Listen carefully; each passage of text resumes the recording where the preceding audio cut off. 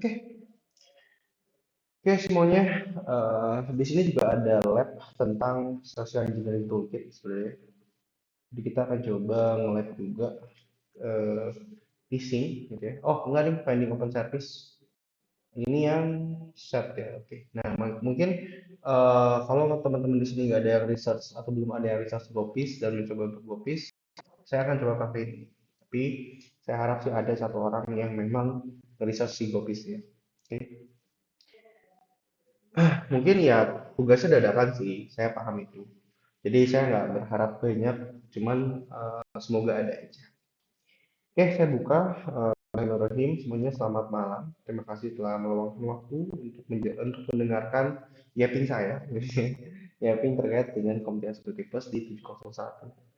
Sekarang kita fokuskan ke pengenalan tentang threats. Sebenarnya itu masih sangat basic. Teman-teman akan merasa pusing, tapi itu nggak masalah. Ya, cuman saya harap dari sini teman-teman bisa membayangkan apa aja peluang yang bisa dimanfaatkan untuk depannya. Gitu ya. Di sini saya akan membagikan beberapa hal juga tentang materi-materi yang mungkin developing sama saya ya. Wazoo, Deep in Dive, Threat Hunting, Ripeng itu masih saya proses sih. Ripeng sama beberapa malware analysis masih saya developing ya, jadi belum bisa saya share secara freely public. Cuman sekarang ingin fokus untuk menjelaskan alasan kenapa saya bisa belajar banyak gitu loh. Alasan kenapa saya bisa nyinggung red team atau blue team dan lain seperti itu. Karena basicnya ada di security plus teman-teman. Kalau misalnya teman-teman sadar, basic security plus itu sangat membuat saya itu tuh bisa berbicara apapun. Saya percaya diri terkait dengan eh, pemahaman saya sederhananya kayak cyber security basic concept. Karena emang dari security sudah dijelaskan semuanya. Dari awal saya belajar cyber security, untungnya ketemu Komtia. Karena Komtia banyak sekali aspek-aspek poin-poin penting yang memang membantu saya semua hal. Ya, jadi saya harap manfaatin, pergunakan, banyak bertanya, research, diskusi. Ya, oke. Nah, alasan saya bisa ngomong tentang tercantik, tentang Wazoo, tentang CM Soar, Intel dan lain-lain, Sigma Rule dan lain-lain. Mungkin teman-teman relate juga dengan tugas ini, gitu ya. Karena saya paham tentang threat, paham tentang ancaman, ancaman pada sistem kita. Ya, objektif pada lesson 2 ini itu kita ngomongin tentang perbedaan ancaman-ancaman atau threat actor itu berarti hackernya. Ya, saya paham nih orang-orang yang melakukan hacking terhadap perusahaan IDN itu motivasinya apa. Sehingga setelah saya mengerti motivasi, seharusnya saya bisa melakukan preventif sehingga motivasi dia down langsung. Contoh misalnya kayak script PD. Kalau script PD menemukan kelemahan-kelemahan seperti injection atau yang quote and quote-nya mudah untuk ditemukan, dia akan pasti mencari lagi di satu website gitu. Tapi kalau misalnya script PD tidak menemukan kelemahan yang mudah, dia akan langsung skip nyari targetnya. Itu kalau kita ngomongin script PD. Oke? Okay? Tapi kalau kita ngomongin sebuah hacker atau APT, bisa dibilang motivasi dia lebih kuat daripada cuma pengen proof bahwa gue tuh bisa melakukan hacking gitu. Aku bisa melakukan hacking gitu. Itu setelah mengerti motivasi dari orang yang hacking, kita akan mengerti juga sebenarnya cara mereka. Oke, sorry, kenapa tuh? Sorry mal, rada di mute mal. Bentar ya. Nah, thank you mal.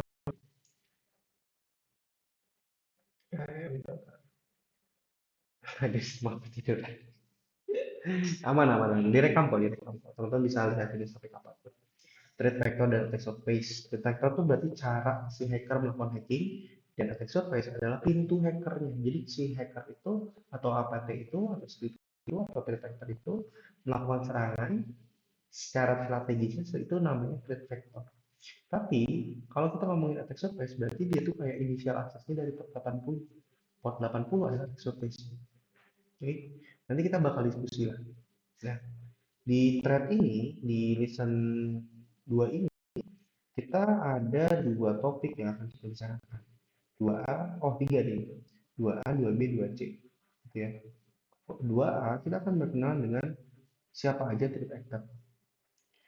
Dua b kita akan ngomongin tentang attack surface, ya. Dan terakhir kita ngomongin tentang social engineering. Nah, pertama, saya nggak akan terlalu lama, insya Allah, untuk si PPT ini.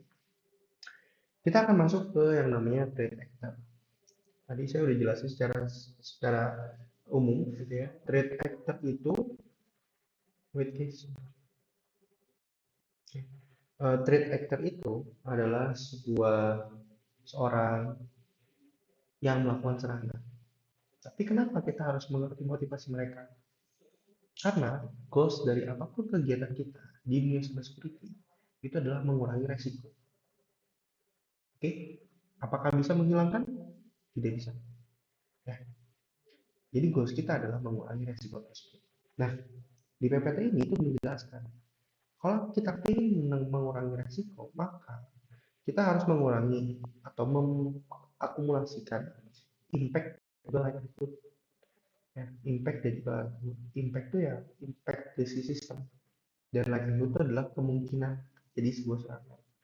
Nah, dapat nilai impact dan likelihood itu dari mana? Dari vulnerability dan juga dari threat. Gitu.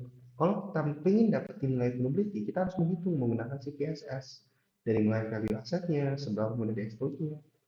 Kalau threatnya, kita bisa hitung dari mulai internal, malicious, actor, dan actor. Gitu. Ya. Jadi dari dua hal ini itu mendapatkan impact dan likelihood, sehingga mendapatkan resiko. Dan resiko yang didapatkan itu harus dikurangi. Gimana cara menguranginya? Ya melakukan yang namanya respon terhadap risk atau risk respon. Kalau teman-teman ingin lebih belajar tentang calculating risk, gitu ya. Di sini OWASP kalkulator itu udah paling bagus untuk dicoba dipakai. Nah ini ya, oke, patah-patah, patah-patah kah? Guys, patah-patah kah?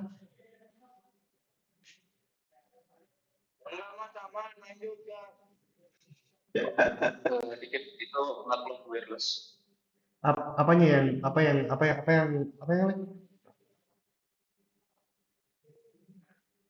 aman harusnya, mana ya. Ya, sama, thank you. Kalau misalnya ada patah-patah lagi, info-info ya. Oke, soal sih mas delay sedikit. Oke.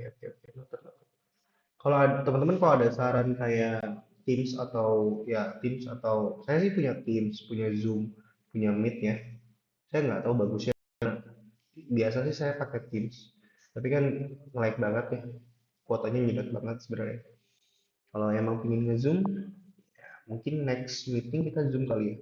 Buat lebih bagus harusnya.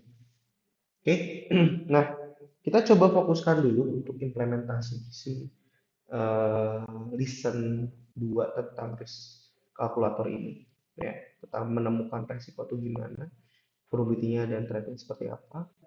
Ya, kita lihat dari sini, kita akan menilai likelihood atau kemungkinan dan juga impact, ya.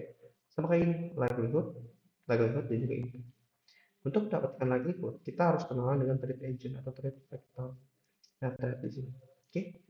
Dan juga dengan probability vector.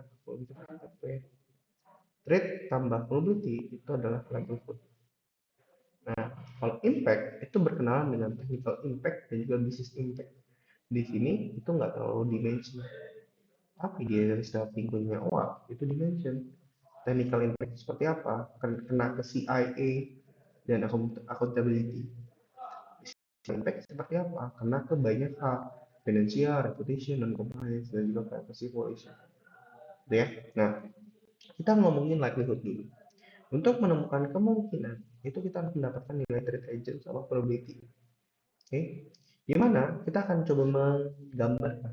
Ini kalau misalnya si hackernya seperti ini, skill levelnya itu seperti apa? Apakah harus tahu seperti pen testing? Saat kita melihat sebuah aplikasi dan disummarize-kan 10 kelemahannya, kadang orang yang non technical atau kayak ya dikit lah gitu ya, non technical skill itu bisa menemukan kayak 7 lah gitu nilainya. Dan kalau dilihat dari motivate-nya kenal dengan possible reward, itu bisa terjadi karena mereka mengharapkan bug bounty ya. Dan goals-nya, opportunity-nya itu bisa mendapatkan akses ya, some access or resource requirement. Jadi kayak dia tuh melakukan hacking, kemungkinan emang ingin mendapatkan aset di dalam server kita, dan impact aset tersebut itu mungkin ke partner kita, dan dapatlah tasknya atau akumulasi dari 4 poin untuk mendapatkan trade agent adalah 5,75, tapi belum dapat overall risk seperti itu gitu ya. Ini baru trade agent. Sekarang kita ngomongin probability, seberapa mudah ditemukan ya, easy lah ya. Seberapa mudah dieksploit, easy lah. Nah, Mas dapat easy itu dari mana? Dari pembacaan report. Report apa? Report pentest, report TA gitu ya. Apakah ini ada awareness-nya? Tidak ada. Apakah deteksi sama IDS? Ya, logo tapi tanpa review. Dapatlah nilainya. Dapatlah faktorisasi likelihood-nya. Gitu ya. Nah, sekarang kita ngomongin impact dulu. Tapi sebelumnya ada yang didiskusikan dulu?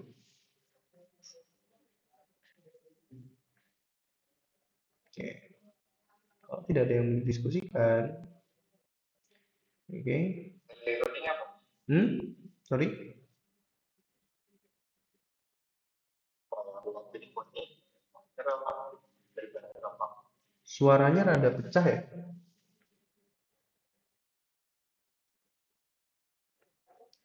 Pecah-pecah bisa suaranya. Siapa itu tadi? Mr. Fox? Fox atau siapa? Sorry. Lunar? Oh, Lunar. Kenapa? Suaramu pecah-pecah di saya. Apa ya, Mas? Aman. Tadi ada yang mau ditanyakan siapa tadi? Nggak ada ya? Ini likelihood factor ini Oh, oke. artinya itu apa, Mas? Oke, likelihood factor tuh kemungkinan untuk bisa dieksploit, Mas. Jadi misalnya Mas itu menemukan kayak SSS gitu. Mas itu coba pikirin nih, kalau misalnya kita menjadi seorang script kiddie, create agent factor ini gitu ya, kemungkinan script kiddie ini mengeksploit SSS-nya gimana gitu. Apakah skill level dia harus tinggi atau kayak cuma 7 8. Ini tuh ada ininya ya. Kalau dilihat dari sisi satu itu paling tinggi, skill itu paling kecil gitu.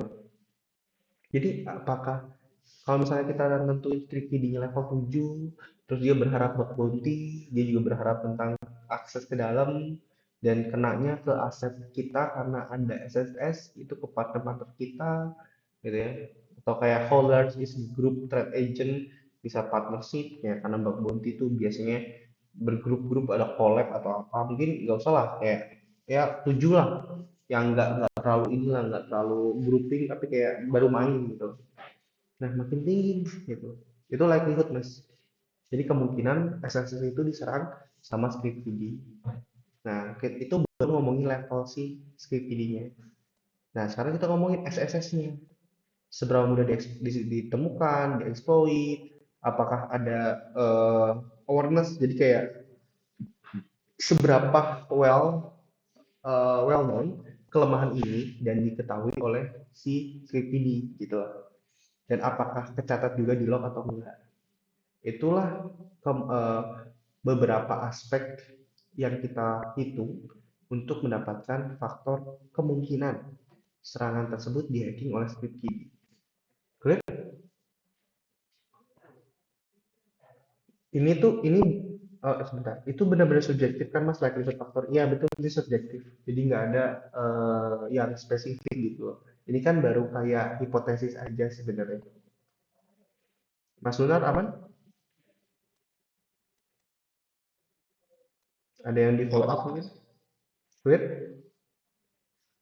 Eh, Boleh, Bang. Bang, Yes, kenapa? apakah resetting kalkulator ini kalau dibuat di Bebot itu mereka punya kalkulatornya sendiri? Yes, setuju. Pintar, Mas. Jadi benar. Kadang di bug-bug di kayak HackerOne, Netstorm, merasa tidak adil tuh beneran tidak adil. Kenapa? Karena pas kita hitung itu severity high, mereka bisa aja ngitung itu adalah severity-nya low. karena mereka punya perhitungannya sendiri. Dan apakah kita bisa ngedebatin itu? Bisa, tapi balik lagi, kalau mereka punya standar yang jelas dan perhitungan res yang sangat bagus, itu udah nggak bisa didebatin, gitu ya. Jadi kayak CVI mas atau apa, lebih dalam daripada CVI sih mas Koki. Kalau CVI kan adalah tanda bahwa aplikasinya kena serangan, gitu loh. Dan itu ada CVSS-nya. Nah, teman-teman tuh harus bisa membedakan, gitu. Nih, coba infoin ya. Kan yang goals kita, gitu ya, goals kita itu apapun kegiatan cybersecurity kita itu adalah mengurangi resiko. Makanya sebenarnya OWASP Risk Rating Calculator itu aspek perhitungan security-nya sangat banyak, bukan hanya dari kelemahan di cybersecurity, bisa juga di yang lain sebenarnya. Kalau di bisnis proses itu banyak banget resikonya teman-teman. Ya, nah kalau kita ngomongin bug bounty udah pasti pakai CVSS. Nah, CVSS ini yang menjadi dasar penilaian dari CVI, gitu ya. Nah, teman-teman pasti lebih tahu daripada saya. Tapi CVI ini saya infoin, dia hanya memberikan best severity, bukan compact compact nilai, bukan real nilainya, tapi hanya sebagai hipotesis awal. Sama dong mas kayak risk rating kayak gini. Kalau saya pakai OWASP risk rating betul, sama hipotesis doang. Tapi saat kita lebih dalam ke masuk risk management, ke risk assessment, itu udah pasti dapat nilai yang pasti. Oke? Gitu Mas Koki. Ada yang mau didiskusikan lebih dalam atau gue nggak tahu nyebutnya ini siapa, Fox sama Lunar, follow up question mungkin dari yang tadi saya jelasin,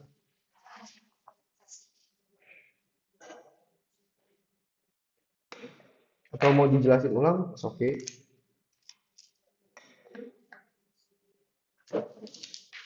Nah, ini tuh saya pakai di kerjaan untuk melakukan analisa terkait dengan overall sistem. Jadi kalau kita menjadi IT security di salah satu banking atau auditor, kita harus memberikan nilai satu aplikasi itu security-nya berapa. Nah, pakainya OAuth Rating, bukan CVSS. Kalau CVSS itu kan satu probability, tapi kalau OAuth Rating ini satu aplikasi, satu sistem. Clear?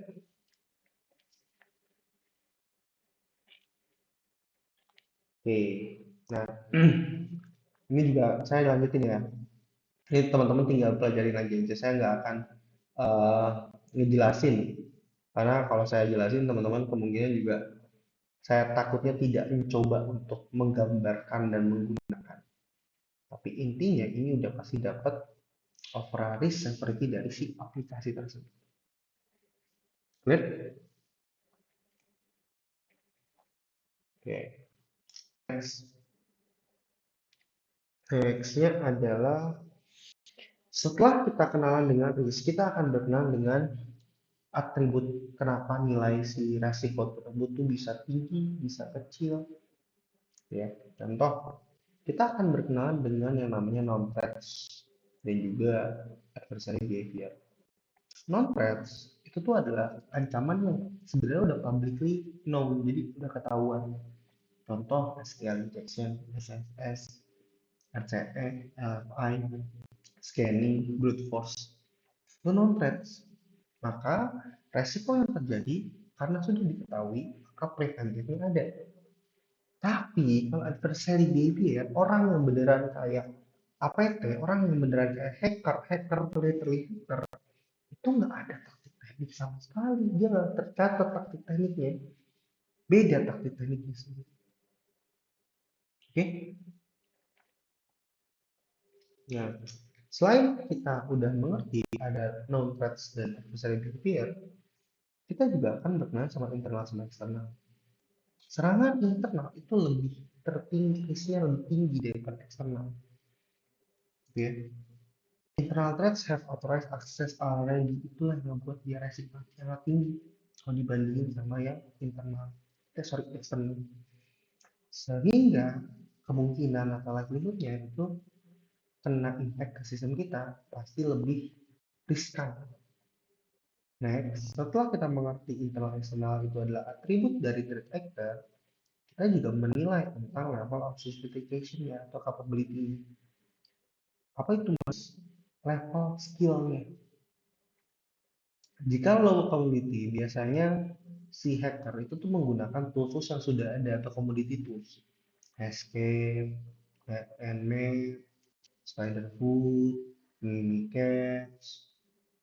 Kalau high gimana mas? Dia bikin tool sendiri dan nantinya impactnya bisa ke aset,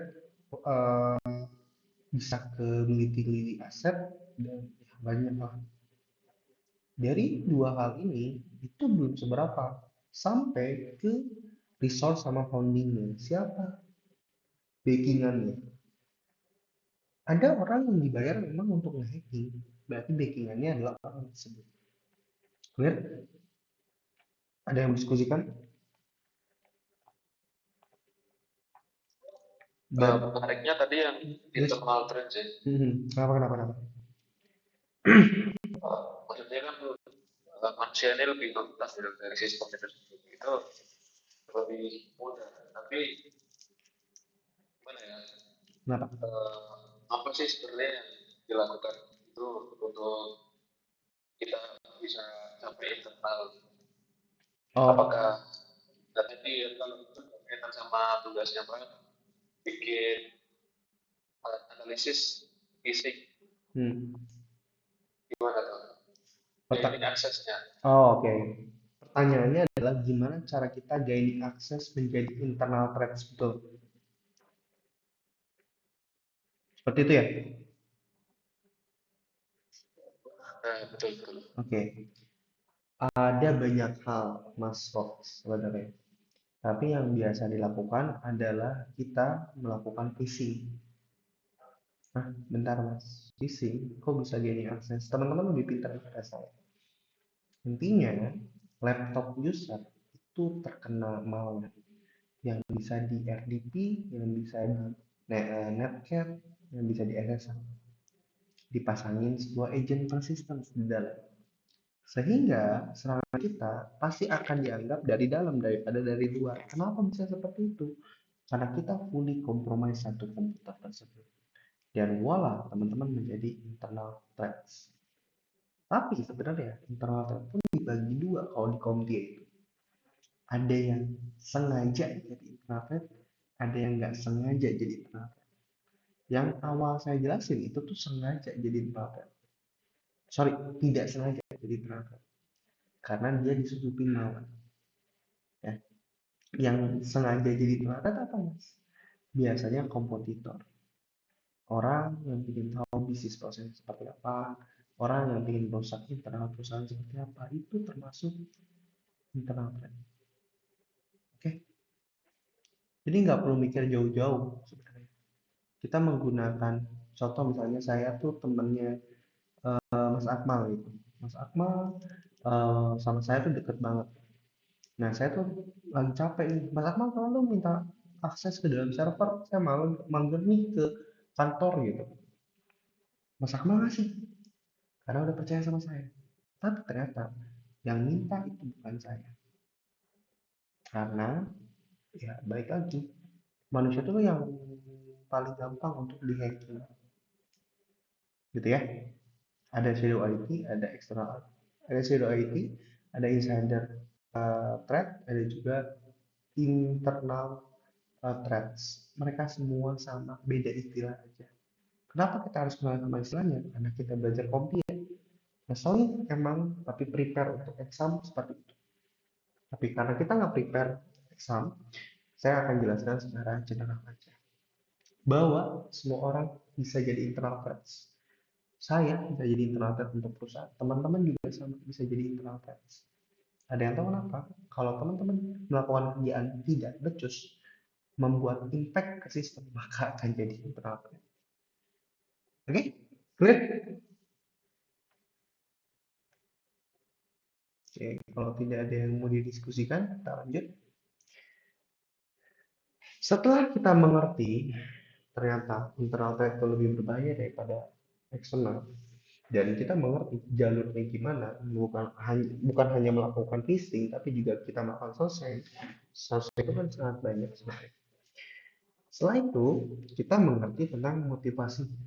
Ngapain mas ngerti tentang motivasi? Saya sebagai threat hunting atau defending atau detection engineer, setelah mengerti goals mereka itu adalah mencuri data, di situ saya udah berpikir, oke, mereka mau mencuri data. Gimana kalau misalnya datanya saya susahin?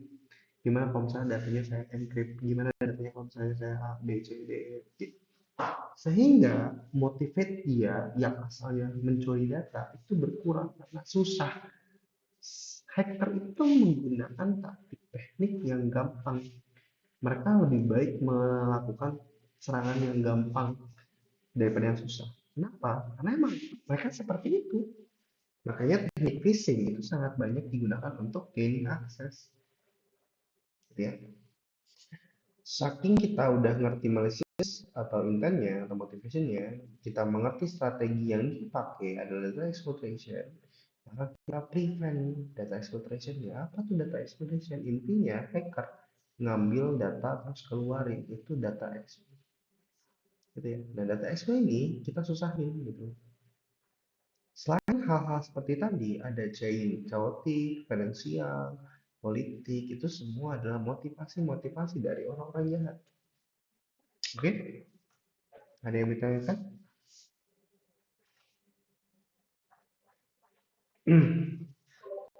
Di itu paling sering serangan apa motivasinya? Motivasi kebanyakan orang adalah tentang political dan juga dendam di internal ya. Dendam itu paling banyak apalagi orang IT. Orang IT itu sangat sangat pendam untuk beberapa case. Makanya beberapa server besar itu sudah beberapa kejadian internal IT-nya resign atau PHK, tiba-tiba servernya nggak bisa diakses. Gitu. Motivasi paling banyak itu dendam, chaotic. Finansial banyak nggak mas? Enggak sih. Mereka punya pride, kadang bukan finansial. Gitu. Politik gimana mas? Bisa jadi. Tapi paling banyak itu adalah chaotic motivation atau dendam. Gitu mas fokus. Clear? Ada follow up question? Jadi kalau dendam gimana mas? Mau nggak mau kita tengahin dendam. Saking Kalau yes. kalau perusahaan nggak pakai SOC itu gimana Mas Adit buat wujudnya biar salah satu perusahaan pakai SOC Mas Adit? Oke. SOC itu sangat susah diimplementasi mas. Teman-teman belajar SIEM. SIEM itu diimplementasi kalau di beberapa kantor besar itu biasanya di tahun keempat. Maksudnya adalah dia nggak cepat langsung diimplementasi. Jadi bikin SOC itu bertahap. Gak langsung bikin SIEM semua. Enggak. Jadi kalau misalnya perusahaan itu nggak ada SOC, tapi mau implementasi SOC, pertama yang dilakukan adalah lakukan hardening, melakukan baselining si sistem. After kita melakukan baselining, kita tambahkan XDR atau EDR atau antivirus sistem dulu. Setelah itu baru bikin SWAT, CM, sistem-sistem yang mendukung untuk ngebangun SOC. Ketiga, terakhir itu adalah bikin tim. Jadi gimana caranya buat nge-support orang yang ingin bikin SOC? Paling gampang, kasih tahu kenyataan bahwa SOC itu diperlukan. Tetap mas, bebal, tungguin sampai kena serangan. Berarti tahun, 2 tahun, 3 tahun, 4 tahun loh, tungguin sampai mereka diserang. Kenapa? Karena memang jatuhnya kalau orang-orang kita itu perlu kena dulu baru bikin. Adain gitu. Ya, jadi jangan maksain orang-orang bikin SOC. Karena emang budgetnya mahal. Itu mas Koki ya. Ya Mas, makasih Mas. Thank you. Next dulu biar nggak tahu malam. Ada hacker dan aktivis. Ini threat faktornya. Teman-teman bisa baca di bukunya. Tapi intinya mereka semua adalah kategoris dan punya motivasinya sendiri-sendiri. Yang berbahaya apa? APT. Nah, kenapa? Karena belakangnya itu adalah negara atau ada foundingnya swasta. Dia punya level-level yang beda banget sama hacker dan security. Mereka punya hal yang memang lu nyenggol gua pukul lu. Gue pukul lu sampai mati. Itu nation state sama PT. Makanya orang-orang atlet hunting itu tuh bener-bener kayak silent. Karena lawannya udah bukan lagi manusia yang punya rasa kemanusiaan sebenarnya. Saking gitunya mas. Enggak juga sih. Tapi masalahnya adalah kita lawan orang yang nggak punya moral. Lu kalau misalnya lawan punya orang yang nggak punya moral, jatuhnya kayak susah. Apalagi lu kalau punya moral. Moral. Atau mungkin yang udah lebih tua daripada saya, experience-nya ya, bukan umurnya ya. Experience ya. Tentu akan bertemu dengan banyak orang yang amazing. Tapi itu adalah PT. Mereka punya kemampuan yang lebih kuat. Saya yakin mereka lebih jago daripada banyak orang. Mereka juga punya dukungan, mereka juga punya uang. Mereka nggak kekurangan apa-apa. Motivasi mereka juga kuat. Makanya APT itu susah banget ditangkap. Kemarin aja Lockheed itu udah digabungin sama FBI, International Policy, Interpol, tetap aja lolos. Oke, nah ini sekalian juga saya sekarang lagi develop materi.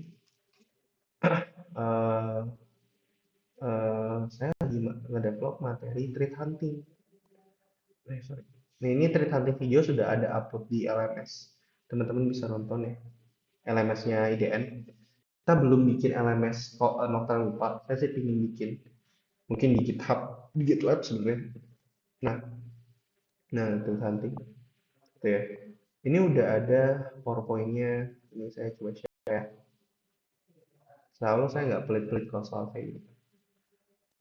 Tapi saya harap teman-teman kalau udah di-share kayak gini, tolong bantu saya untuk menilai materinya bagus atau enggak. Materinya bagus atau enggak. Atau kalian coba apapun lah gitu ya. Karena saya butuh hal seperti itu. Oke? Nah, kalau kalian ingin lebih dalam lagi, di sini ada kayak tolong di-keep ya. Tolong di-keep gitu. Karena ini belum banyak orang yang punya sebenarnya. Tolong kasih. Nah, ini ada worksheet, workbook, dan lain teman-teman bisa coba. Nanti akan saya kasih lab guide. Sorry, bukan lab guide. Cara bikin labnya gimana. Gitu ya. Nah, kenapa saya masukin threat hunting ini ke kalian? Karena setelah saya belajar APT, threat actor, saya punya ide. Saya juga mau jadi threat hunting. Apa tuh threat hunting, Mas? Bukan hanya melakukan defensif, masang SIEM, SOAR, dan juga firewall dan lain-lain, XDR. Tapi saya juga ingin nyerang balik orang-orang ini gitu. Kenapa? Karena ngeselin. Setiap mereka nyerang pasti sukses. Setiap kita defense, banyak-banyak hal, semua kita defense, semua kita patching, semua kita bisa anggarin. Tapi si hacker ini tinggal pakai satu cara buat malu-maluin kita. Siapa yang nggak ngeselin coba? Itu alasan saya kenapa saya buka, saya research, saya belajar, saya praktek tentang threat hunting. Oke? Clear? Ini ada audience time, ada kompetitor, teman-teman bisa baca. Mereka jelas banget, nggak usah saya jelasin. Tapi ini adalah internal threat juga. Nah, tinggal fokusin ke malicious internal threat sama international insider threat. Jadi yang nggak, kalau ini tuh yang nggak sengaja di ini ya, nggak sengaja jadi internal threat ya. Ini yang nggak sengaja jadi internal threat. Ini nama istilah kerennya. Shadow ID. Jadi orang-orang tuh kadang-kadang bawa minuman ke server terus tumpah, itu nggak lucu. Lu tahu kan server banyak listrik kan, itu kalau tumpah lu mati, meledak. Kenapa bisa seperti itu? Kenapa bisa terjadi seperti itu, mas? Polusinya jelek, nggak ada polusi sama sekali, nggak pernah di training gitu ya. Oke, ada yang mau di review dulu sebelum saya jalanin. Oh nggak ada, oh di sini lagi yang mau diskusi dulu tentang apapun, mau materinya, mau workbooknya, saya malah nanti yang final project itu teman-teman akan ngebantu saya atau kita kita bareng-bareng. Ya nggak tahu ya di sini 25 orang ini apakah bakal dapat kesempatan untuk final project. Tapi intinya akan ada kayak research bareng-bareng untuk materi-materi yang lagi dibutuhin di paper. Jadi nanti mungkin outputnya bikin jurnal sebenarnya, bukan lagi ngomongin tentang oke. Oke, ada yang mau didiskusikan dulu sebelum saya masuk ke 2B? Kalau teman-teman mungkin di sini masih kayak ngawang-ngawang materinya, is oke. Tolong di note pertanyaan-pertanyaan anehnya, pakai chat GPT-nya, kumpulin pertanyaannya, lempar ke saya diskusi. Saya sangat oke. Sangat oke. Jadi, balik lagi, tujuan saya bikin kayak gini adalah membuat ini lebih baik. Oke, oke. Kalau nggak ada yang mau didiskusikan, saya akan masuk ke topik selanjutnya. Attack surface. Kita ngomongin pintu hacker untuk hacking. Teman-teman kok bisa, maksudnya kok belajar kayak gini? Maksudnya kayak ngapain sebenarnya? Kayak gue nggak perlu tahu lah untuk hal seperti ini. Gue taunya hacking. Masalahnya dunia cybersecurity itu luas. Kalau kalian cuma berputar-putar ke arah hacking, ya nggak masalah, punya skill yang bagus. Tapi problemnya adalah dunia security itu makin makin meningkat. Saya takutnya kalau kalian punya cuma satu skill, itu akan tergerus sama zaman. Apalagi sekarang udah ada AI. AI itu teknologi yang bakal gantiin banyak orang di depan. Jangan gini, enggak mas, gak semua. Ya, belum. Apakah pentas akan diganti? Saya yakin akan diganti.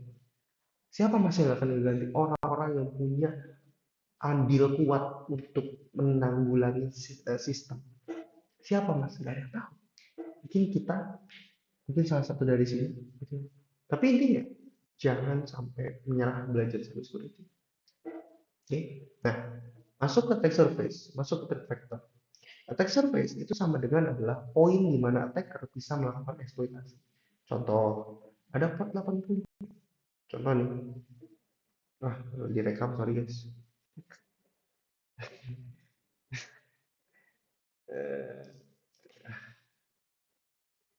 Sorry, bisa. Jadi saya ingin nunjukin sebuah klien saya. Dia Petrus Wireless tapi websitenya jelek. Jadi ada Firebase yang keluar dan ada authentication. Tapi ya, intinya attack surface adalah pintu bagaimana kita bisa melakukan eksploitasi. Kayak contoh pintu port 80, 443, itu adalah pintu yang bisa kita eksploitasi. Cara namanya gimana? Enumeration is key. Dari mulai secret, appliance, kemudian surface, dan lain-lain. Di mana nantinya attack surface tersebut ditemukan dengan cara melakukan yang namanya threat vector. Threat vector itu apa? Caranya gimana menemukan? Question? Ada yang bertanyakan?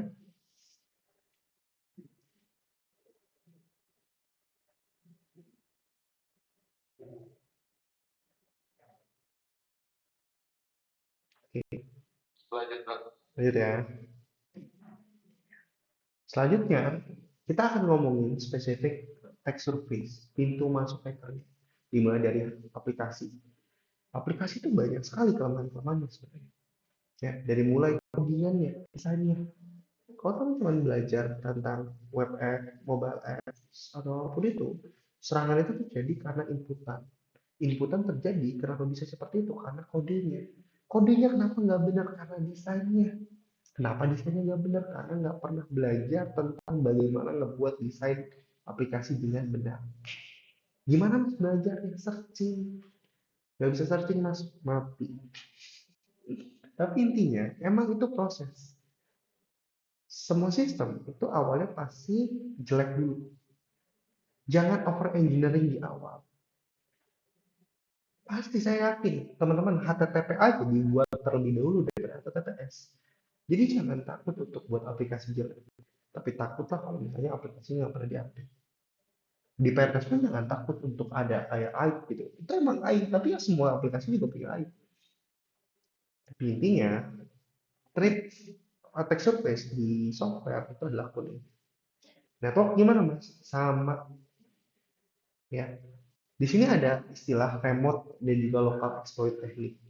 Ada dari internet, ada dari lokal internet atau LAN kita. Semuanya bisa dieksploitasi melalui services HTTP, SSH, FTP, di mana sebenarnya saat kita melakukan sebuah assessment terhadap infrastruktur, Goals utama kita adalah mencari insecure network. Ada yang tahu kenapa nggak boleh pakai FTP? Ada yang tahu kenapa? Kenapa nggak boleh pakai FTP, Mas Kogi? Apa tadi bang? Kenapa? FTP. Yes, kenapa nggak boleh pakai FTP di sistem secara assessment? Pas saya assessment, FTP itu nggak boleh nyala dan nggak boleh dipakai. Ada yang tahu nggak kenapa, Mas? Maybe karena FTP itu kan file transfer protocol ya, itu by default dia belum di handling, atau misalkan kalau ada TP itu ada belum ada secure-nya gitu. Berarti FTP-nya belum FTPS. Oh, mantap, mantap. Thank you, thank you. Betul, betul, betul.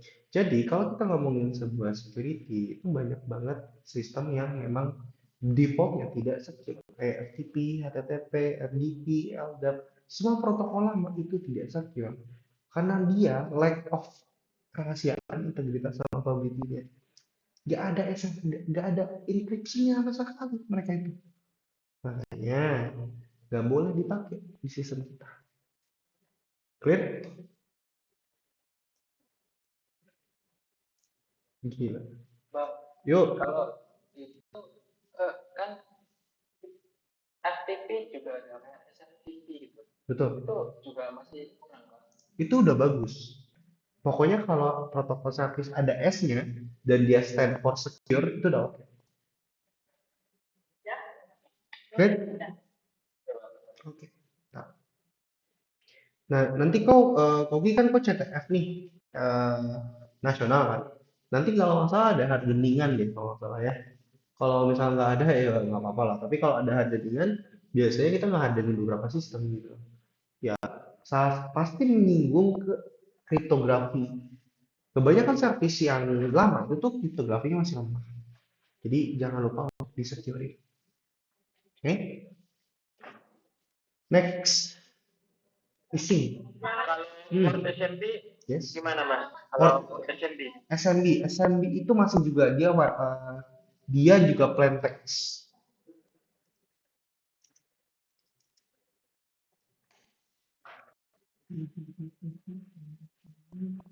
Selalu. Kita coba ya. Kita proving omongan gua. Ya ping doang atau gimana?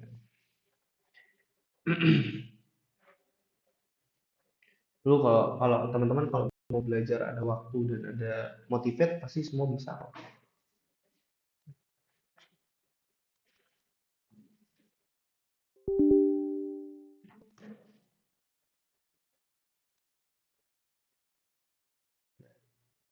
Kita cek ya.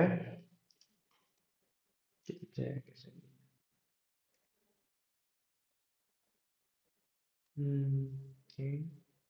Oke, belum ada message apapun di sini. Dialog doang, komunikasi doang. Ya, komunikasi doang.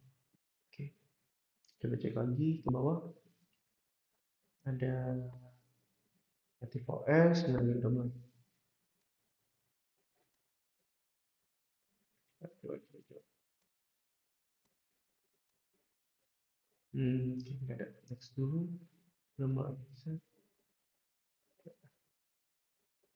Oke, simple no. Ada message kayak oke. OS Windows-nya ketahuan. Ya, OS ketahuan. Ini kok bahaya, emang bahaya, Mas? Hacker nemuin itu Windows dan Linux dan version, dia bisa membayangkan script apa yang gue pakai, CV apa yang gue pakai, apapun tentang Windows tersebut, thread tersebut, dan lain-lain. Nah, di sini, oke, password, add yang pertama, oke, nah password 00 mas, iya mungkin dihapus atau apa di Windows lah, tapi kayak ada password di situ, oke, cek lagi, notifikasi sudah ketahuan, lagi, oke, ada API-nya, di sini banyak informasi, cuman emang harus difokusin, cuman kita nggak ada waktu. Server, nah ketahuan nama desktopnya, mau section ketahuan, domain controller bukan katanya, ini berarti bukan domain, user bukan domain. Kita nyari user, kita harus nyari user. Oke, kita coba lagi ke bawah. Oke, ini ada function code, bukan apa nih? Nanti dulu ya, ini lagi. Grouping domainnya. Oke, next lagi ke bawah. Oke, no, nothing here. Next lagi ke bawah. Nothing here. Nggak ada apa-apa, nggak selalu. Oke. Nah, oke, dia pindah ke sini. Dia juga pindah ke desktop. Pindah lagi. Oke, apa ini? Tidak ada. Pindah lagi. Oke.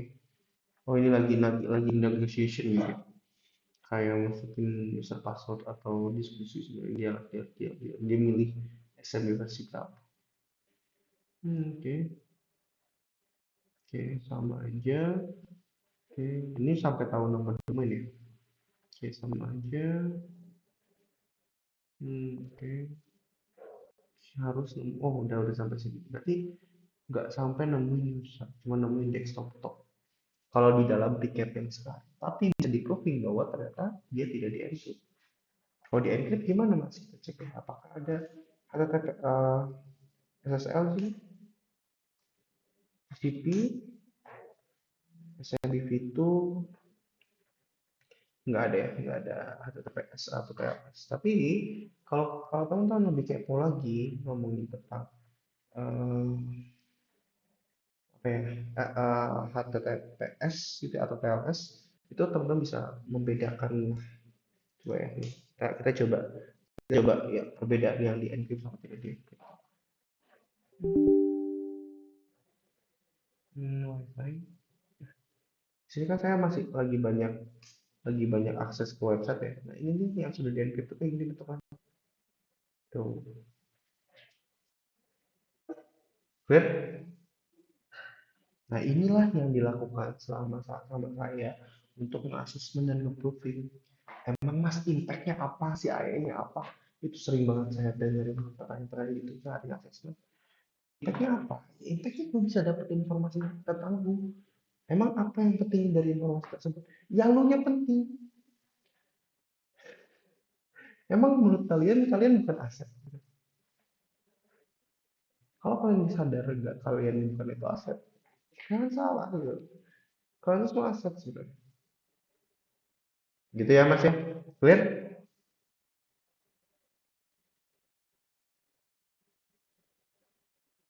Oke, next lagi ini tentang phishing. Ya apapun itu, remote, executable, dan kurva, ya teman-teman bacalah. Next tentang message base, ini juga kalian teman-teman tinggal baca aja. Tapi intinya ini adalah kayak ngasih tahu di dunia jaringan, di network kita bisa menggunakan email, SMS, bisa messaging, voice call untuk melakukan serangan, untuk melakukan pintu masuk tuh di sini tuh bisa gitu loh. Lu tahu misalnya papa minta pulsa, mau minta pulsa, itu tuh bisa gitu dipakai. Kayak yang kemarin aja 2023 2024 orang masang QR, terus orang-orang di masjid loh ya, dia timpa QR itu, timpanya nggak main-main lagi. Timpa gitu. QR bro, QR pembayaran, sodako, maksudnya ke rekening pribadi coba. Ya, itu juga phishing teman-teman. Dan terakhir supply chain. Nah ini saya harap saya ingin next meeting teman-teman fokus ke sini. Coba research supply chain attack surface, terutama ngomongin tentang dependensi. Ya, dependensi apa? Dependensi library. Nah, dependensi library. Tolong fokusin ke sini. Nanti supply chain attack keywordnya ini. Coba sini, coba pahami, dan coba kita diskusiin. Oke? Nggak coba sih. Kalian DM saya, kita diskusi. Oke. Nah, kita akan coba praktek biar nggak terlalu boring. Praktek ini finding open service port itu ada di buku 0 free labs. Nggak sama, tapi bisa menggambarkan. Kalian kalau mau jadiin ini sebuah portofolio, sangat sangat sangat boleh. Kalian kalau mau nge-SS-in kegiatan ini pun udah mulai boleh ya. Karena kemarin udah clear lah masalahnya. Ya. Yang penting dengan etik aja. Kayak ngasih tahu ini nggak usah ngasih tahu ini gratis atau apa. Bootcamp Komptia itu udah cukup. Nah, eh oke, tapi mana ya? Ah, ini. Ya, Amazon juga sebenarnya sama lah yang buat nge-scan. Teman-teman bisa dicoba ya. Oke. Kalau mau jadiin ini sebuah praktikal, mau jadiin kayak kemarin tuh kan lab ya 30 hari kan. Iya, yang bikin blog 30 hari, gue sih nggak tahu kenapa mikir nih kalau misalnya ada orang yang nyelesain seluruh lab kayak gini keren nih. Dibikin nggak usah dibikin buku kan ini udah ada buku ya, tapi lebih ke dibikin kayak tip and trick gitu. Bagus sih. Next, sambil nunggu lab yang berjalan ada yang mau oke. Oh bentar Mas Tonton, saya lihat ya bentar. Kan konti. Kalau ada yang bertanyakan, nggak kan? Bentar ini saya coba cek Mas Tonton. Mas mau tanya kalau Panther atau Bobo itu bolehkah kita ekspor sampai ke dalam banget atau boleh sampai ke dokter? Oke, karena ada kata scope juga masuk itu nggak boleh sampai masuk. Mas Mampun, mau itu pentes, mau itu bug bounty, jarang banget saya melakukan eksploitasi. Kenapa? Karena easy. Kalau misalnya kita pen testing di staging server, di development server, itu masih bisa. Tapi kalau udah ngomongin ke arah production, itu nggak, mereka nggak mau. Gitu ya. Kadang mereka nggak mau. Hal yang bisa kita lakukan untuk mengeksploitasi adalah pertama izin dulu. Mas, saya nemu SQL injection. Boleh nggak saya dapetin rootnya ke dalam? Itu harus izin. Kalau emang mereka nggak mau, kita nggak bisa melakukan secara sembarangan. Jadi apakah sering saya melakukan eksploitasi? Jarang. Saat saya melakukan analis malware, sorry, saat saya melakukan mobile pentest pun udah dapat API key-nya, mau dicoba di interact API key-nya tuh nggak bisa. Karena mereka nggak memperbolehkan. Lihat, coba Mas Tonton ada follow up-nya. Yes, kenapa Mas Pugi? Kalau kan gini, kan SOC itu kan tugasnya Hmm. ini apa nah, analisis, trade sama report tuh. Tuh, PH. Nah, kalau dalam skenario aktif undeclared nih, gua kan masih pegang perdana nih, Mas Adit. Apa namanya? Kalau buat event log monitor itu tuh punya apakah selain yang dan soal Mas Adit? Oke, sorry. Kebutuhan event log management, event monitoring. Ya, itu monitoring. Misalkan ada lihat log, terus ada serangan di situ, masuk ke patching gitu Mas Adit. Langsung otomatis nge-patching. Patching otomatis Mas Adit. Kalau bisa manual juga nggak apa-apa Mas Adit. Oke. Eh, gue butuh ini sih motivate lu nanya kayak gitu sih. Gue butuh pingin tahu karena dari pertanyaan lu ini tuh ada sedikit kejanggalan yang nggak gue ngerti sebenarnya. Tolong diceritain kenapa lu tiba-tiba nanya kayak gitu. Ya, buat ini itu buat lomba ini aktif-aktifan Hmm. LKS Mas Adit. Oke, lomba attack and defense. Kenapa lu nanyain tentang event log management dan korelasinya langsung respon atau kayak apapun itu? Boleh diatur? Karena di deskripsi teknik lomba itu dia kan ada event pertama tuh enumeration, udah enumeration scanning itu so ini buat event and log monitoring. Kan ada serangan di port SSH 21 tuh. Nah, kita harus lihat lognya, baru kita harus nge-patching buat melindungi si SSH-nya. Oke. Karena emang peraturan dari si panitianya itu nggak boleh main firewall sama IP tables atau yang apa yang availability-nya gitu, nggak boleh dihilangin availability-nya. Oke, nggak boleh di blok IP-nya berarti ya? Ya. Oke, oke, noted Mas, noted. Saya paham. Eh, oke, kita coba recreate lab itu. Oke, bentar ya. Jadi yang gue ini dulu biar gak lama, biar gak itu. Gue gambarin dulu. Pertanyaan dari Mas Kuki adalah case-nya gue pingin bikin event monitoring supaya gue bisa tahu serangan yang terjadi di SSH, let's say SSH gitu ya, dan nanti bisa langsung, bukan langsung sih, bisa respon, karena saya udah tahu ada sebuah serangan di situ. Betul? Betul banget Mas Oke, Adi, betul banget Mas oke, Adi. oke, oke, oke, oke, oke. Nah gini, yang kepikiran sama gue sekarang adalah, pertama gue bakal bikin 2 VM. 2 VM itu untuk serangan. Nah, biasa attack defense itu orang-orang yang nyerang tuh tim lain. Nah, di sini attacker berarti tim lain, ini service kita, kita tim. Gitu kan. Nah, biasanya, berarti kan ini udah disediain sama panitia ya, CVM-nya ya. Iya Mas Adi, Oke, iya ya. udah disediain Itu sama si disediain sama panitia. Berarti sebenarnya kelemahannya sama ya. Kayak contoh, misalnya di kita tuh ada SSH, di tim lain tuh ada SSH, betul? betul Mas Adi. Oke, Itu memang apa? memang aturan ketat, nggak boleh apa namanya, nggak boleh ganti jasa, nggak boleh ganti port, pusat nggak boleh. Oke, Jadi harus benar-benar privilege buat dapetin punya. oh, oke. Limitasinya adalah pertama, kita list ya, kita list. Nggak, ini bagus, diskusi yang bagus. Langsung aja, guys. Oke, kita coba pikirin korelasi dengan materi ini. Oke, limitasi pertama, limitasi pertama itu tidak boleh menghilangkan capability, betul ya? Apa Betul Mas Adi, betul file. banget. Nah, file itu tuh kemungkinan berarti nggak boleh matiin service, ganti port, blok IP, gitu ya.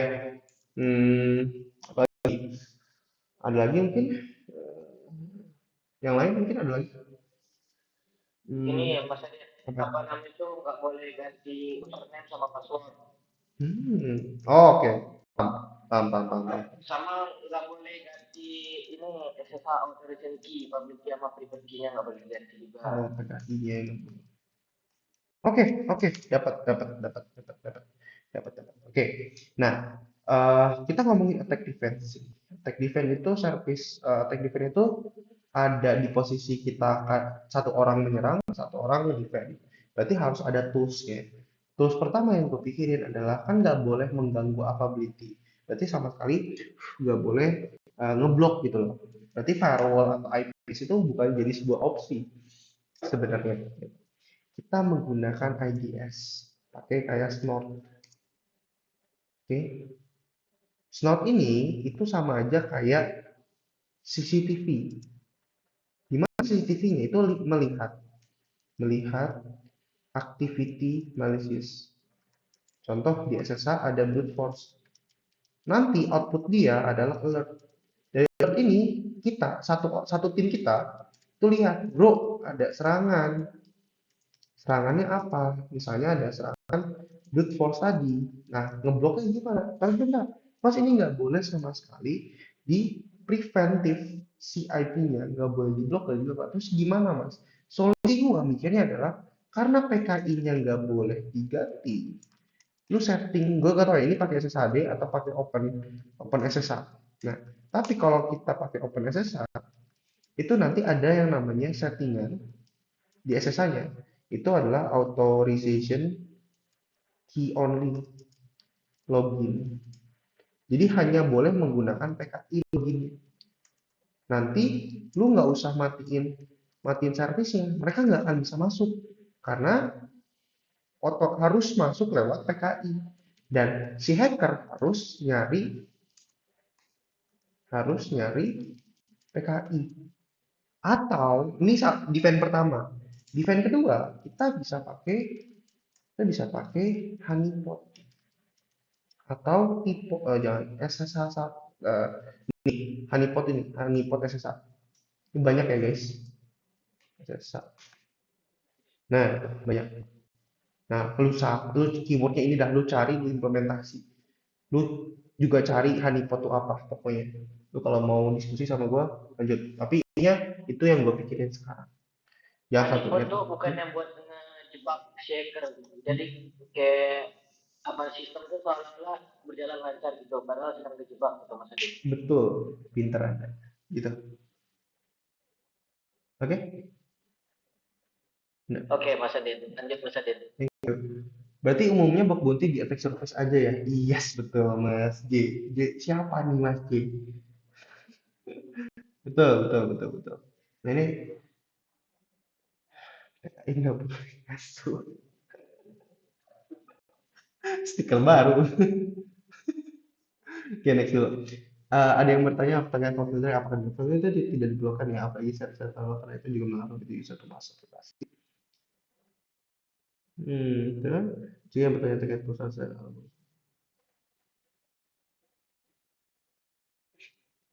lucu juga.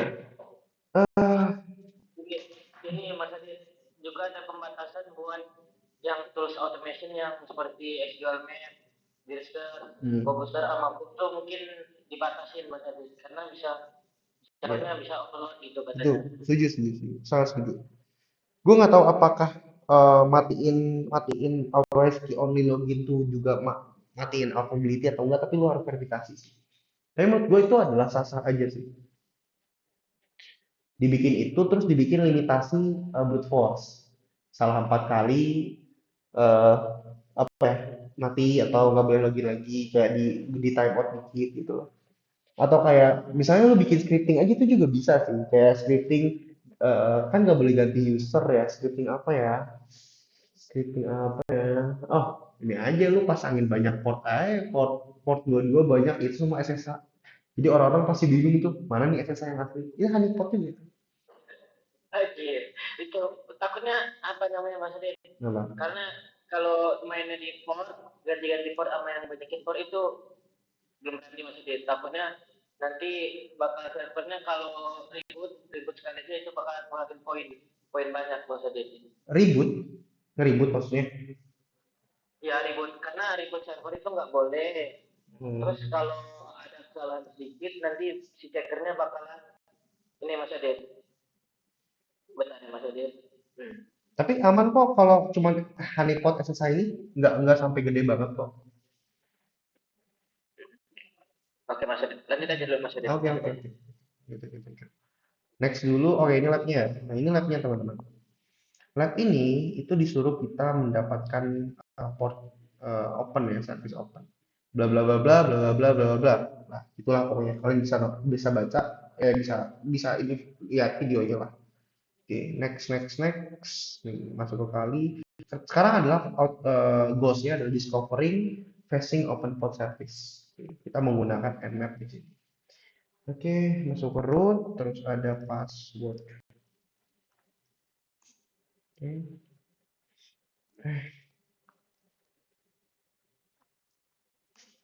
oke. Kita buka terminal, kita nge-scan kayak gitu. Oke. Saya harap tidak terlalu panjang tapi guys. Wah, enggak terlalu panjang. Siapa? Oke, kita nmap 203.013 1 min f min ss min sp min o oh ya oke min o min pn min on border scan dot oke oke. Ada yang tahu ini ngapain aja opsi-opsi ini? SP buat scan version. Hmm. Terus Kalau apa lupa lupa lupa bisa dilupa gua bisa di OS OS terus port apa itu PN itu pokoknya detail port Hah? biasanya kurang tahu. Oke oke min f itu fast scan. Fast scan itu dia hanya nge-scan 100 kayak 100 port atau something di bawah 100 sebenarnya kita cek ya. Hmm, min f min f besar ini kan min f kecil kalau ini buat ngefragment paket kalau f besar itu di atas nah, fast mode jadi defaultnya ada yang tahu nggak default nmap itu nge-scan berapa port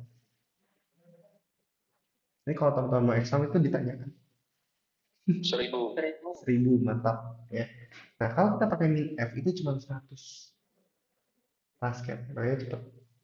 Min SS itu scan scene. Kalau teman-teman lebih lebih dalam lagi tentang TCP trio handshake, teman-teman pas, tapi yang nge-scan pakai paket scene only. Bedanya apa mas sama ST sama SA? Ya, oh apa tuh? Paham. Oke ya. Scene acknowledge. Kalau pakai BSS, scene dapat acknowledge, dapat sorry, ngirimin scene, kita hacker, terus dapat scene itu nggak akan lagi ngelempar lagi acknowledge, gitu ya. Terus ada SP, ada O, ada PN. SP itu version. Jadi dapat outputnya nanti kayak gini, gitu ya.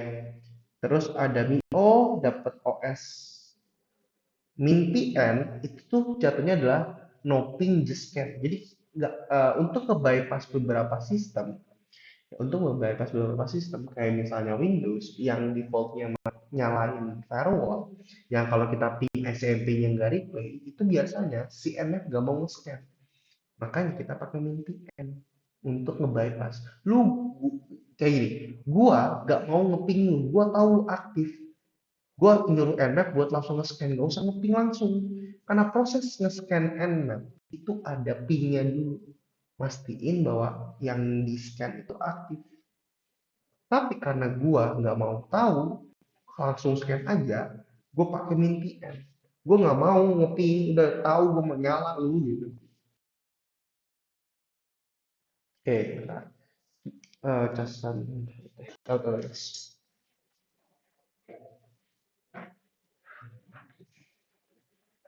Udah, kelar. Belum. Udah nih. Apaan? Anjay, duit Tinggal ini cuy. penawaran. Bentar. Jadi Masih meeting. proyeknya ya laporan teknisnya perlu dikasih Ya, example. sampelnya Yang itu aja yang kemarin. yang kemarin. Heeh. Ya udah. Headset gua mana, Cok? Oke guys, sorry guys. Kayaknya headset gua nggak ada, jadi tiba-tiba voice gua rusak atau apa. Sorry ya. Bentar.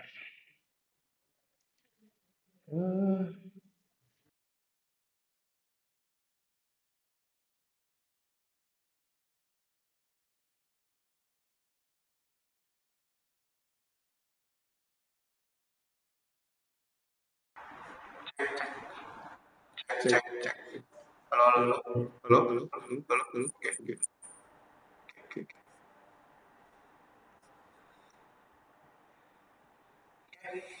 Gua harap suara gua nggak terlalu bergema ya. Oke, terus terakhir min ON itu untuk output normal. Jadi nanti outputnya ini akan tersimpan ke dalam file namanya orderscan.nmap. Oke, next dulu. Dapat port apa? Dapat port 25. Apa lagi? Nggak ada port apa-apa nih. Masa sih? Coba kita grab dulu. Open, coba grab, open, border, scan. Gimana doang ya? Menarik nih. Oh bener. Apain lu pakai checkbook coba? Kocak. Oke.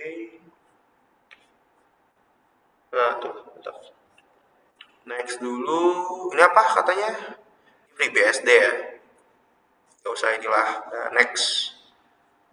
Oke, sekarang kita coba cari ancaman di Grace Network. Kita akan coba ganti ini ya, ganti interface di sini katanya.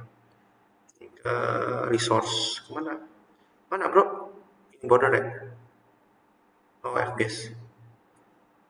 Nah.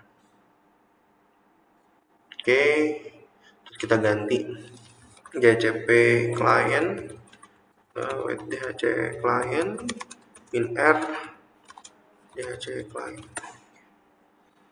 Sekarang kita lihat IP-nya. Dapat IP, score. Nah, kita akan melakukan hal yang sama. Nmap 192.168.16.254, lakukan hal yang sama. Min F, min S, min SP, min O, min ON, quest Oke. Oke. Bla bla bla bla bla bla. Kita akan coba create. Nah, masa gini guys, kalau kalian teman-teman kadang pakai bahasa Inggris tidak terlalu paham, harus maksain. Ya.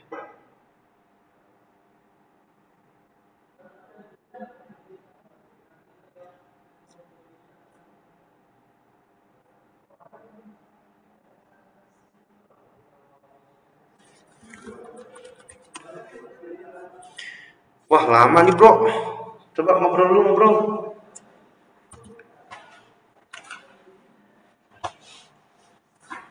Headset gua mana?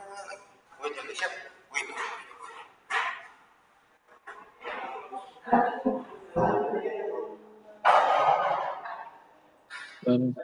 Bang Adit.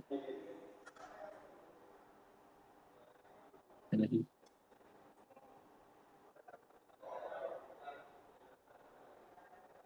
Apa bang?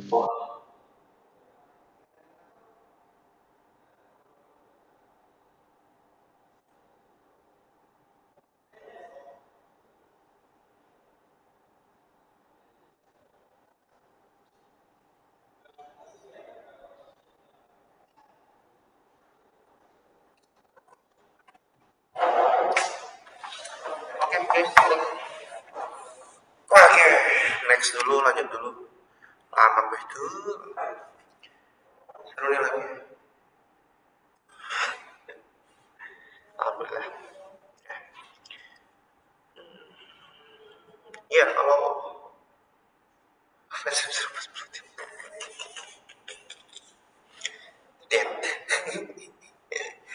lihat guys, kalau blue team tapi seru guys. Bagi saya malah lebih seru blue team guys. Lu nggak masuk akal. Tapi masalahnya kalian nanti untuk di kerjaan kita nggak bisa milih di kerjaan. Nah itu tuh nggak bisa milih kerjaan. Gue suka ini, nggak bisa. Kerjaan kalian semua harus dikerjain.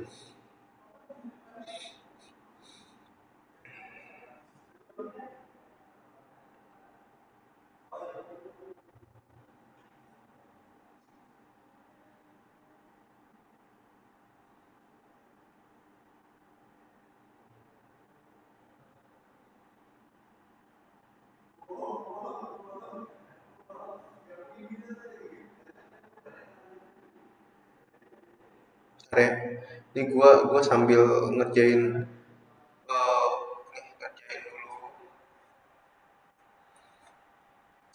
ngerjain dulu UAS.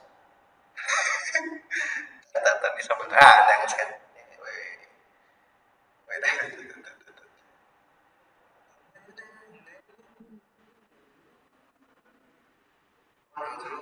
Ngomong aja kalau di kerjaan lu pakai kerunya dasar dulu.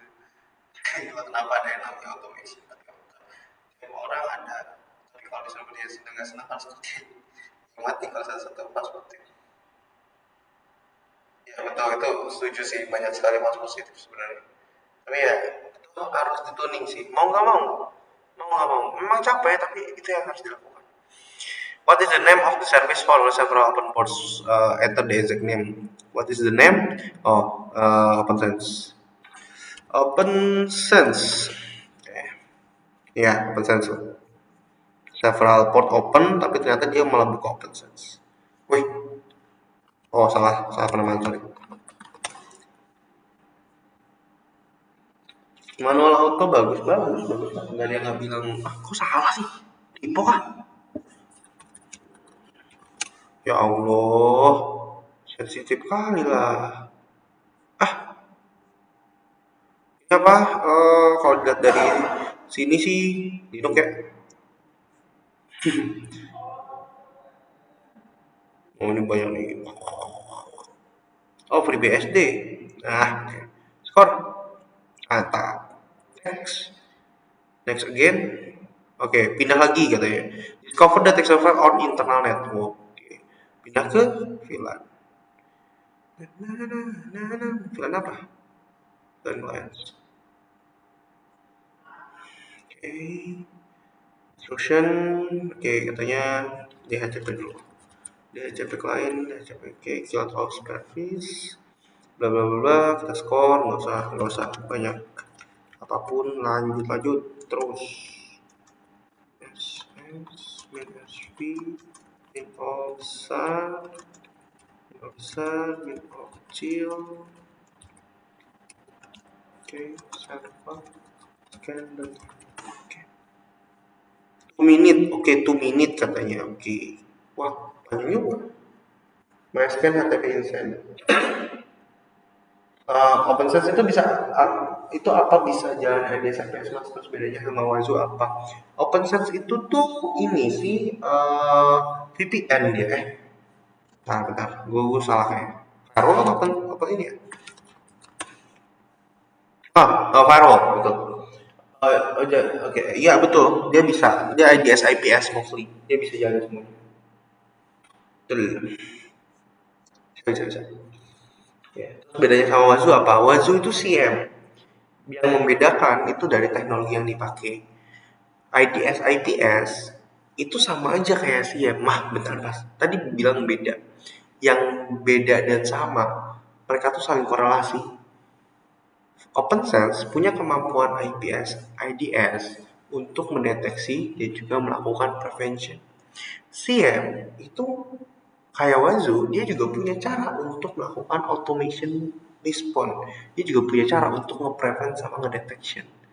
Core mereka tuh sama-sama untuk mendeteksi dan juga melakukan prevention atau melakukan respon terhadap sebuah serangan. Jadi bedanya apa? Biasanya dipakainya di mana?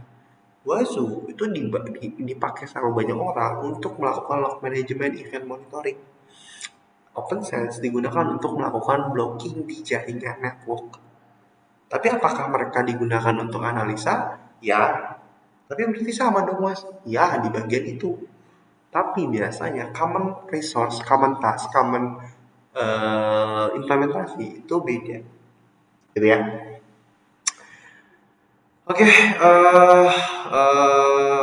Oke, udah. Alhamdulillah udah. SMTP ada ya, terus HTTP ada, terus apa lagi? RPC bind ada, mana RPC bind? Ini bukan RPC.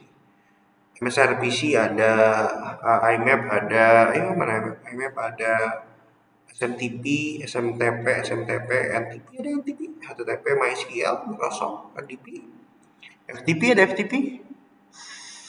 Tidak ada. Ini ya, maksud saya ya, service ini ya. Ini cuma segini ya sih. Coba scroll. Salah. Apa ya? Salah guys. Ada yang kelewat kah? Coba NTP bang. NTP mana NTP? Coba ya NTP ya. Juga. Apa yang salah guys? Coba dibantu. Sorry. MySQL. Oh iya ada. Astaga, astagfirullah. Oke, skor.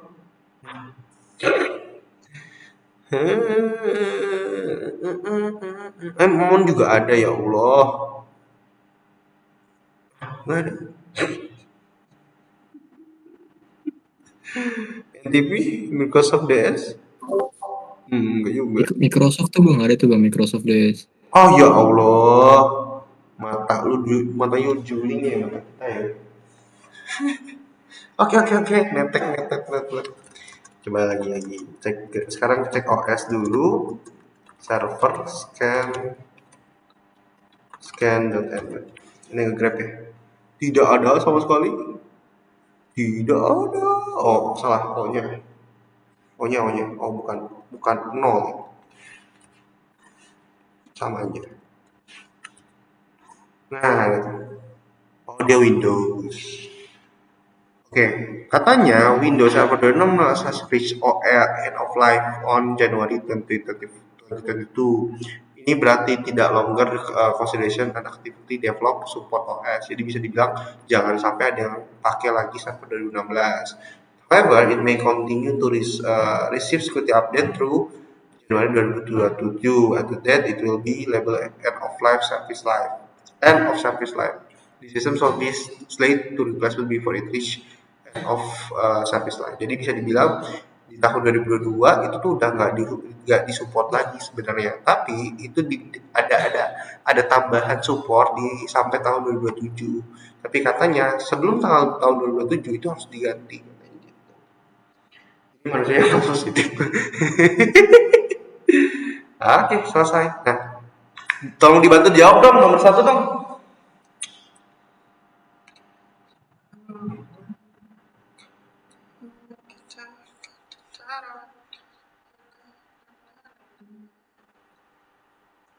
Ada yang tahu nomor 1 apa?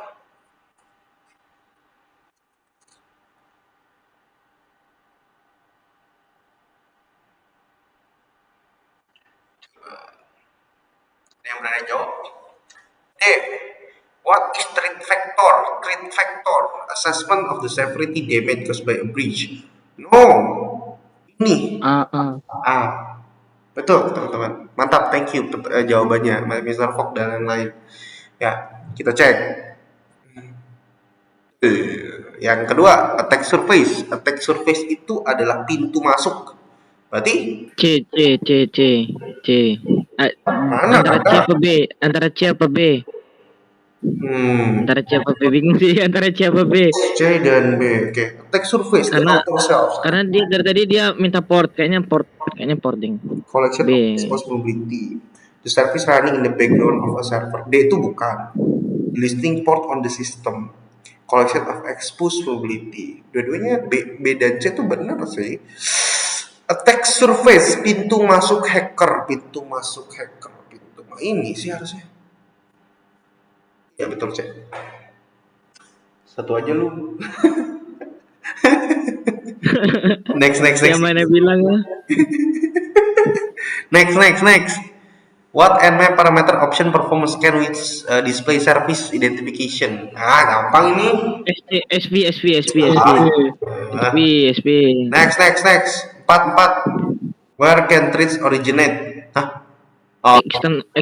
In D. B kayaknya, Deng. Semuanya. Mantap. Benar cuy, D cuy. Woi, mantap Bang Pon. Terakhir. Ayo lo. True primary update. B. What are two primary response option to discovery of unknown port hosting and insecure service? Apa? B. Respon utama setelah menemukan bahwa ada open B. Antara B A, Deng.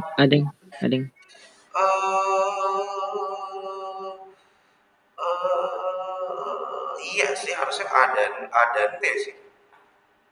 Banyak yang possible. A dan B sih. Ini pilihannya 2. Rupanya mulai respon. Coba ya.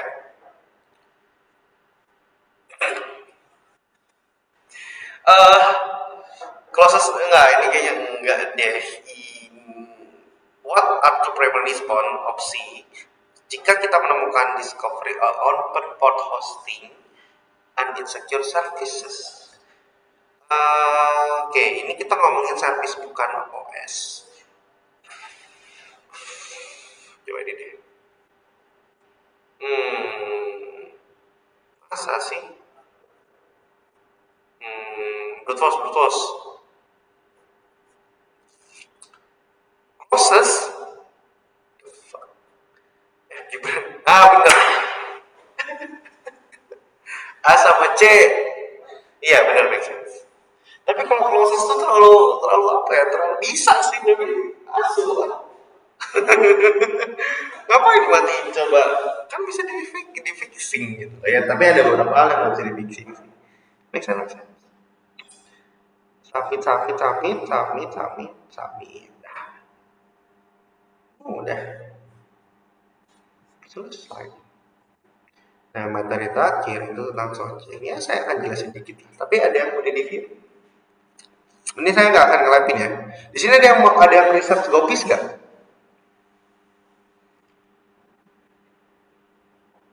Oh.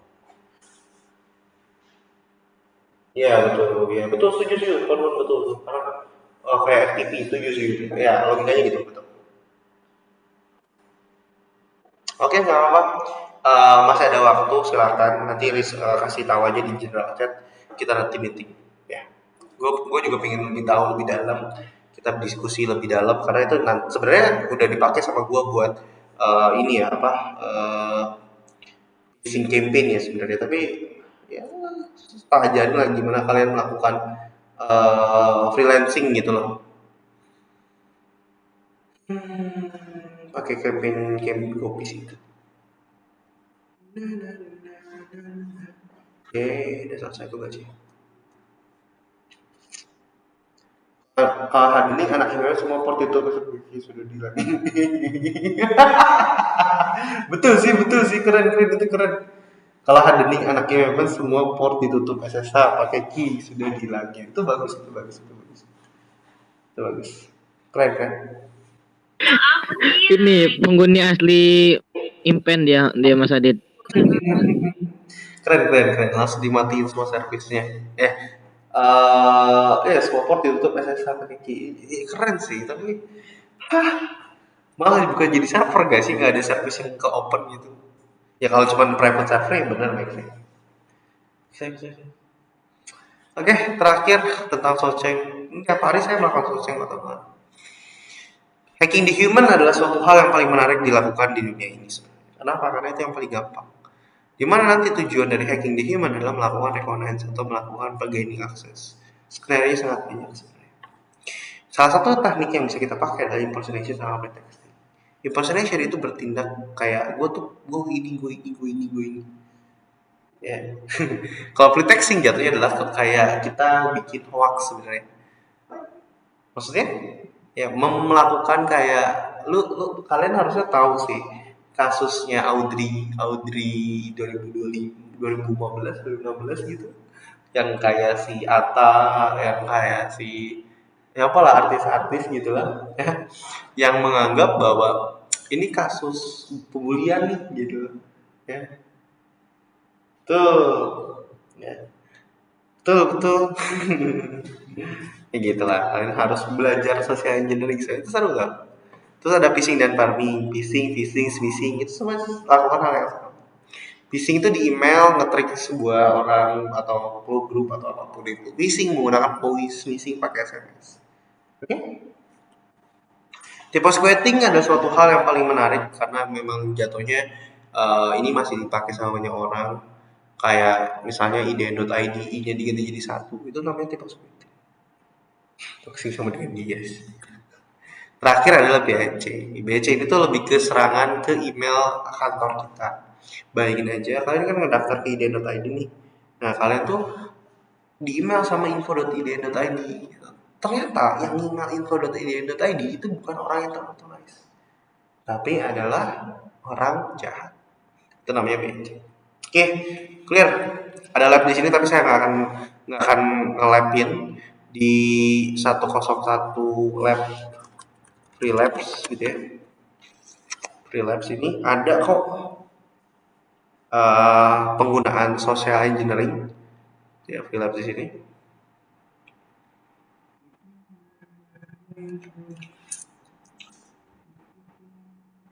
Cari aja set toolkit, ada nih set toolkit.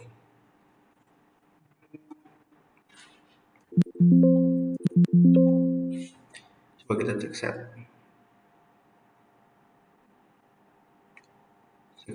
Di lab berapa gitu pasti ada kok.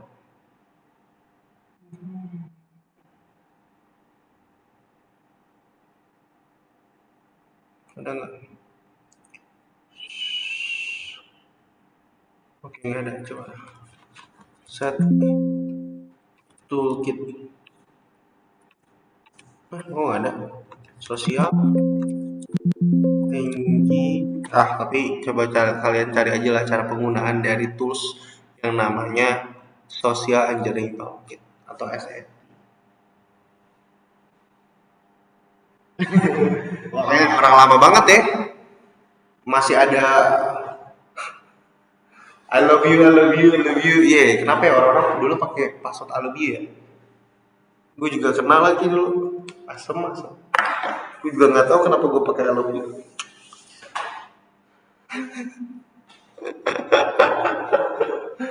Oke, guys.